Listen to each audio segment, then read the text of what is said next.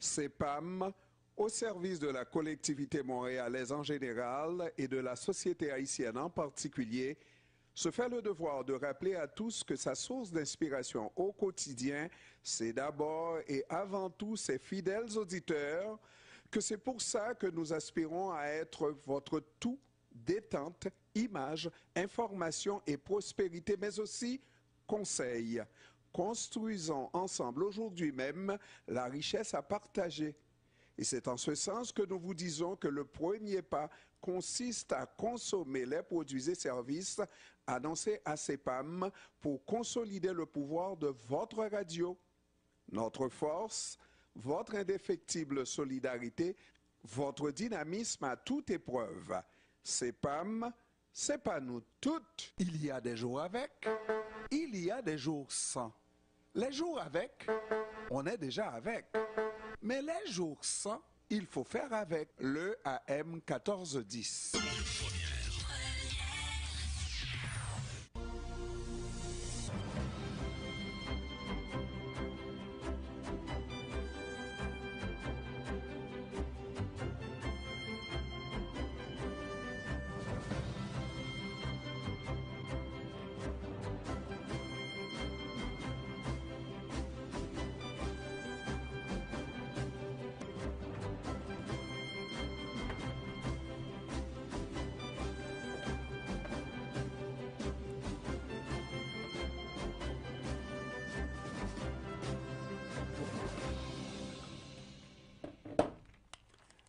Exactement 17h35 minutes.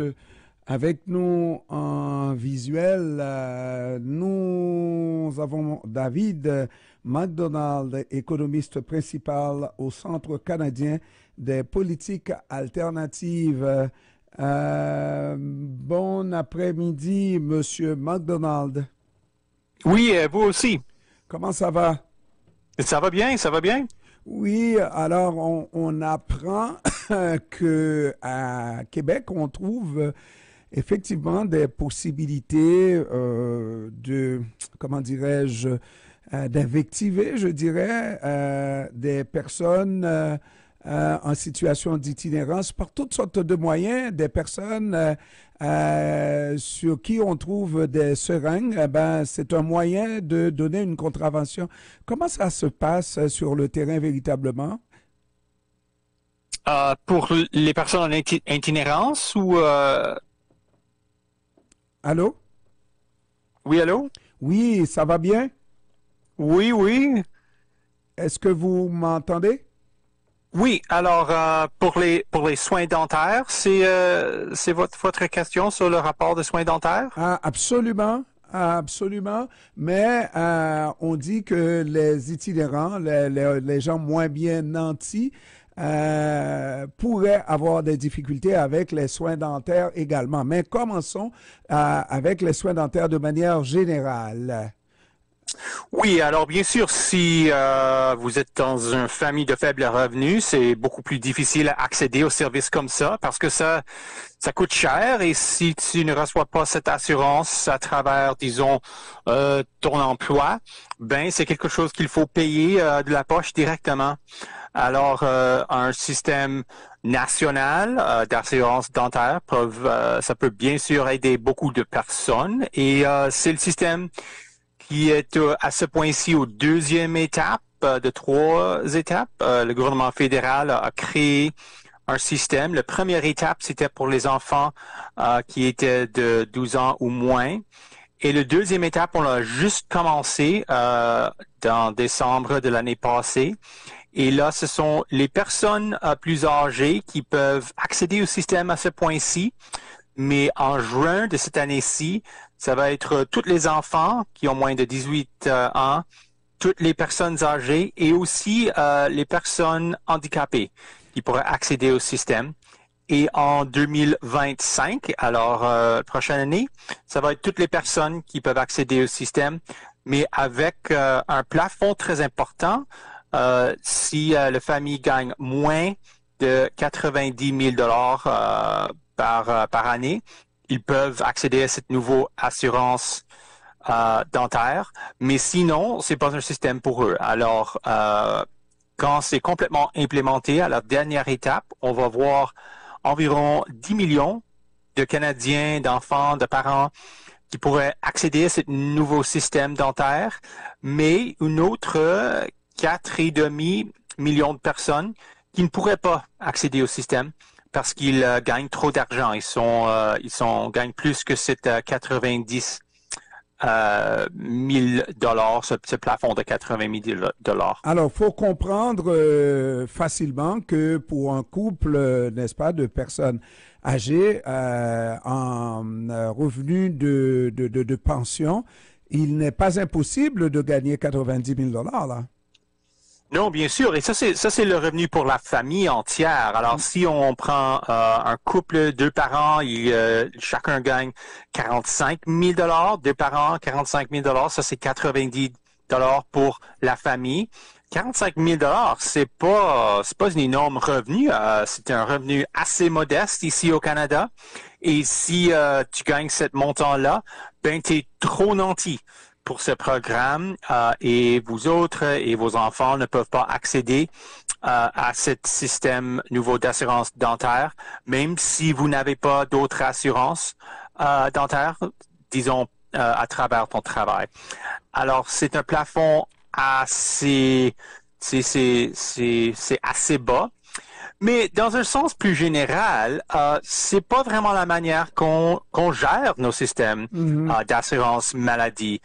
Si tu t'en vas à l'hôpital, ils ne vérifient pas ta formulaire fiscal avant d'entrer à l'hôpital ou avant de visiter le docteur. Tu t'en vas puis tu reçois le service. Ça s'appelle un système universel de santé. Oui, c'est ça exactement. Et c'est un des principes de notre système d'assurance maladie. Un des 5 principes, c'est le principe exactement d'universalité qu'on ne trouve pas à ce point-ci dans le système d'assurance dentaire qu'on a planifié à ce point-ci. On a regardé pour une famille. Une famille, c'est le père, la mère et les enfants, etc. Et 90 000 dollars, on trouve que c'est pas beaucoup. Par contre, lorsqu'on parle de personnes âgées, de personnes plus vulnérables dans la société, ben ça se peut aussi que le couple qui forme une famille, même s'il n'y a plus les enfants, réalise 90 000 dollars en revenu de pension uniquement. Là. Oui, exactement. C'est moins probable qu'un personne âgé qui vit seul va frapper ce plafond-là. Mais s'il y a deux personnes dans cette famille-là, deux personnes âgées dans le couple, ça devient plus probable. C'est pas à dire qu'il ne va pas avoir des personnes qui vont avoir des bénéfices de ce programme-là. Il va y avoir environ 10 millions de personnes qui vont voir un nouveau système d'assurance dentaire qu'ils peuvent accéder. Pour eux, ça va bien sûr leur aider. C'est un système qui n'est pas fini. On vient juste de commencer le 2e étape des 3 étapes. Alors, c'est quelque chose qui a déjà été changé et on peut continuer à le changer, à l'améliorer pour que ça soit plus comme notre système d'assurance maladie, que ça soit plus universel. Alors, maintenant, il faut regarder ce système-là comme ayant été demandé par le support principal du gouvernement actuel, du gouvernement libéral. C'est le NPD qui a travaillé pour obtenir ce système. Est-ce que le NPD a la capacité de faire en sorte que ce programme soit encore bonifié? J'espère que oui. On a vu déjà des changements dans le programme qui a été implémenté. Dans cet rapport qu'on a publié hier, j'ai fait des estimations du coût pour augmenter le numéro de personnes qui peuvent accéder et c'est 1,5 milliard de dollars par année. Alors c'est bien sûr plus que le programme original, mais c'est un énorme montant qu'on peut pas payer. C'est quelque chose qu'on peut faire. Et j'espère qu'on continue, que le programme qu'on a à ce point-ci, c'est un commencement, c'est pas le fin de l'histoire, mais c'est un commencement. Et peut-être on peut imaginer un 4e étape en 2026 où on on enlève le plafond de 90 000 $ par famille pour que ça soit universel pour toutes les personnes qui n'ont pas de l'assurance dentaire à ce point-ci. Maintenant, pour la plupart des provinces, dont le Québec, je crois qu'il y a une assurance, une couverture gouvernementale pour les enfants de certains âges. Comment ça va fonctionner avec cette couverture pour les enfants? Oui, exactement. Dans chacune des provinces, il y a des types de programmes provinciaux. Peut-être c'est pour seulement les enfants, peut-être c'est pour les familles qui utilisent l'assistance sociale. Peut-être il y a d'autres critères comme le revenu. Si tu es à très faible revenu, disons 20 ou 30 000 $, c'est très faible revenu pour une famille. Et qu'est-ce qui va se passer? C'est que le gouvernement fédéral va travailler avec les provinces pour que ces personnes-là qui reçoivent de l'assurance dentaire, c'est pas super. Les systèmes-là ne vont pas être au même niveau que l'assurance fédérale. Alors, ils vont travailler ensemble pour que on peut augmenter les services que ces personnes-là peuvent recevoir. Il y a environ 1,4 million de personnes qui sont dans des systèmes comme ça, des systèmes gérés par les provinces, par le gouvernement provincial. Et les deux programmes vont travailler ensemble. Ce sont des négociations qui se passent à ce point-ci, mais c'est différent que les programmes complètement privés où le fédéral ne va pas intégrer avec ces autres programmes-là pour les augmenter, mais le fédéral va travailler avec les provinces pour augmenter leurs programmes parce que le fédéral va être meilleur dans presque tous les cas.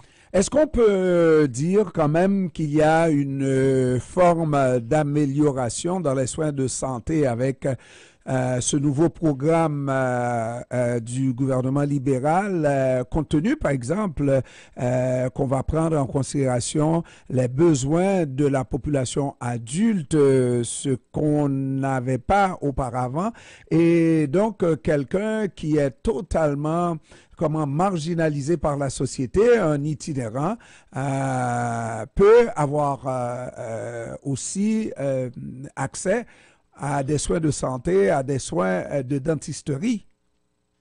Oh oui, bien sûr. Alors, c'est pas comme c'est un programme mauvais qui va faire du mal. Ça va faire beaucoup de bien pour beaucoup de personnes.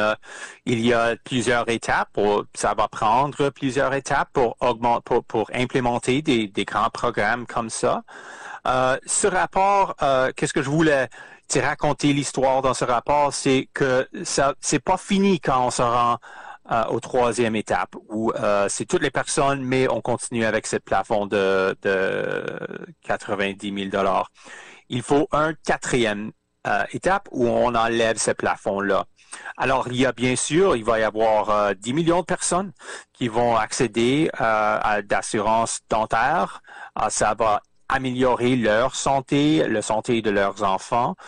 Ça va être quelque chose et c'est un des plus importants augmentations de notre système d'assurance médicale qu'on a vu depuis des décennies. Alors, c'est une très importante augmentation du système-là. Qu'est-ce qui m'inquiète un petit peu, c'est que si on voit un système comme ça avec les limites sur les revenus qu'on voit dans l'assurance dentaire, est-ce qu'on va voir quelque chose de similaire avec l'assurance des drogues? On va voir un plan en mars, ou de médicaments, excusez-moi, on va voir un plan dans mars ou en avril. Et j'aimerais vraiment pas voir une autre limite comme on voit dans le système dentaire, dans un système d'assurance de médicaments dans le printemps. Vous avez parlé de 10 millions de Canadiens, 10 sur 35, on a plus ou moins 40 millions, là. C'est vraiment pas beaucoup, là. C'est sûr que c'est un grand pas en avant, mais il reste les 3/4 de la population qui ne serait pas couverte par... oui. Hein? Oui, c'est ça. C'est vraiment un système qui remplit c'est les personnes, ils donnent l'assurance aux personnes qui ne l'ont pas à ce point-ci. Alors, maintenant au Canada, on a 13 millions de personnes qui n'ont pas d'assurance privée pour les services dentaires. Alors, on va rendre de l'assurance dentaire à 8,5 millions de personnes qui ne l'avaient pas en avant. Il y a une autre 1,5 million de personnes qui reçoivent des services des gouvernements provinciaux et ces services-là vont être augmentés par le programme. Alors, il reste des personnes qui n'ont pas, qui ne reçoivent pas d'assurance de leur emploi, mais qui gagnent plus de 90 000 $ et à cause de ça, ils ne vont pas, ils vont continuer, ils resteront en effet sans assurance dentaire, même après que la troisième étape du système fédéral, on arrive là. Sans compter, on a dit tout à l'heure que le NPD, qui veut marquer, en tout cas, sa participation au gouvernement, n'est-ce pas, peut toujours faire pression pour changer, améliorer le système et pourquoi pas voir un système universel comme l'est notre système de santé, bien que ça soit toujours un système imparfait. Oui, et j'espère que c'est le cas. Alors, on a une autre... c'est année et demie avant la prochaine élection fédérale. Alors, il continue à avoir du temps pour changer les programmes.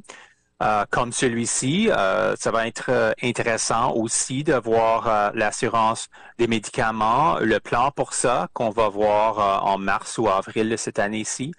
Alors, j'espère que le NPD lit ce rapport ici et met de pression sur les libéraux.